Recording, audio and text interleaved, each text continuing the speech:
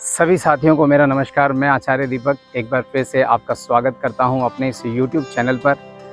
जो हमने योगा सीरीज़ शुरू कर रखी है, आज इसका तीसरा एपिसोड है। पिछले 2 एपिसोड में हमने जाना योग का वास्तविक स्वरूप क्या होता है और योग के अभ्यास में शुरुआत करते समय हमें कैसे करनी चाहिए। और अभी आज हम बात करने वाले हैं कि योगा सेशन जब हम स्टार्ट कर रहे हैं तो हमें कौन सी एक्सरसाइजेस से, किस वार्म अप से, किस तरीके के जो अभ्यास हैं वो हमें करने चाहिए, जिससे कि जो हमारा योगा अभ्यास है उसमें हम आगे बढ़ सकें और हम अपनी बॉडी को प्रिपेयर कर सकें, तैयार कर सकें अपने कुछ बेसिक पोस्चर्स के लिए। तो इसमें हमें सबसे पहले, जैसा कि आप सभी लोग जानते हैं कि आजकल जो है हमारी बॉडी मूवमेंट्स कम है, जिसकी वजह से जो जॉइंट्स हमारे हैं वो बहुत ही स्टिफ हो रहे हैं और जॉइंट्स से रिलेटेड इसी वजह से हमें बहुत सारी प्रॉब्लम्स भी आ रही हैं, बहुत सारी पोस्चर से रिलेटेड प्रॉब्लम्स हमें देखने को मिलती हैं। तो हमें सबसे पहले क्या करना है कि कुछ जेंटल एक्सरसाइजेज जो हैं, जो जेंटल वार्म अप्स हैं और स्ट्रेचिंग एक्सरसाइजेज हैं, उनका हमें अभ्यास करना चाहिए। जैसे कि नेक की मूवमेंट्स, अपने शोल्डर्स, अपने सभी तरह के जो जॉइंट्स हैं, फिंगर्स, एल्बो, अपनी पूरी जो स्पाइन है, वर्टिब्रा, सभी तरह की जो ट्विस्टिंग एक्सरसाइजेज हैं, हमें फोर बेंडिंग, बैक बेंडिंग, अपने टोज़ की, एंकल्स की, नी की और हिप जॉइंट से रिलेटेड जो है हमें कुछ वार्म अप एक्सरसाइजेज करनी चाहिए, जिसको हम सूक्ष्म व्यायाम भी कहते हैं।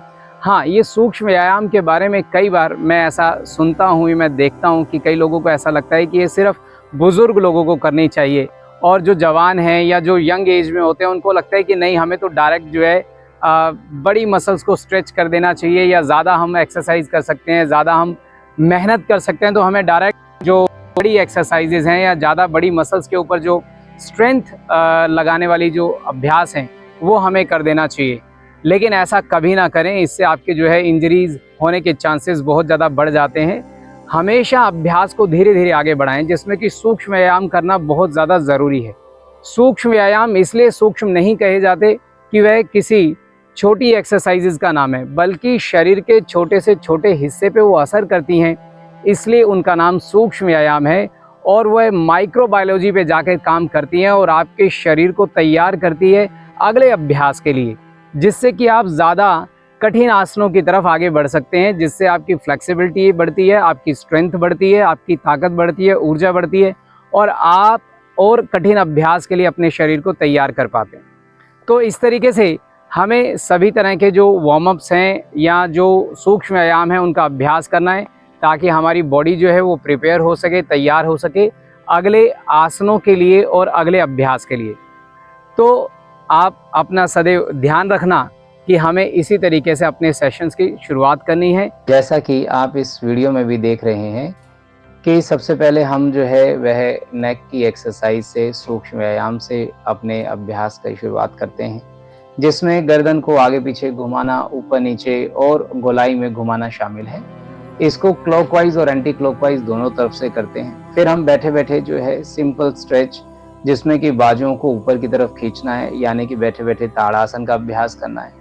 अपनी दोनों कोहनियों को पकड़कर अपनी आर्म्स को बैक साइड में स्ट्रेच करना है, जिससे कि कंधों तक जो है पूरी जो नस नाड़ियां हैं वह खिंचाव में आए और अपनी एल्बो को गोलाई में घुमाना, जिससे कि कंधे की रोटेशन का जो अभ्यास है वह पूरा किया जा सके। इसे भी हम दोनों तरफ करते हैं।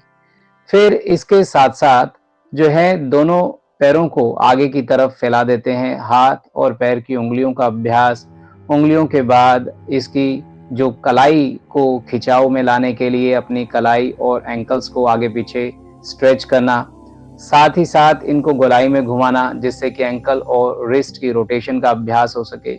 कोहनी और फिर घुटना, और घुटने के साथ साथ में फिर बटरफ्लाई के माध्यम से अपने हिप जॉइंट की जो है वह हम जो है अभ्यास पर ध्यान देते हैं। ऐसा करने से हमारी जो मांसपेशियां हैं वह अगले अभ्यास के लिए तैयार हो जाती हैं।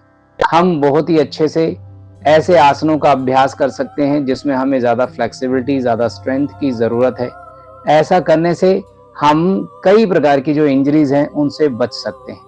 लास्ट में अपने आप को ट्विस्ट करें, जिससे कि हमारी स्पाइन की सभी वर्टिब्रास जो है वो एक्टिव हो जाती हैं और हमारा शरीर पूरी तरह से अपने अगले अभ्यास के लिए तैयार हो जाता है। तो आज की जो जानकारी है, जो आज का यह एपिसोड है, इसको हम यहीं पूरा करते हैं। आपको मेरे द्वारा दी गई जानकारी कैसी लगी, यह कमेंट करके अवश्य बताएं और इस जानकारी को दूसरों तक भी पहुंचाने के लिए इसे अपने दोस्तों के साथ शेयर ज़रूर करें।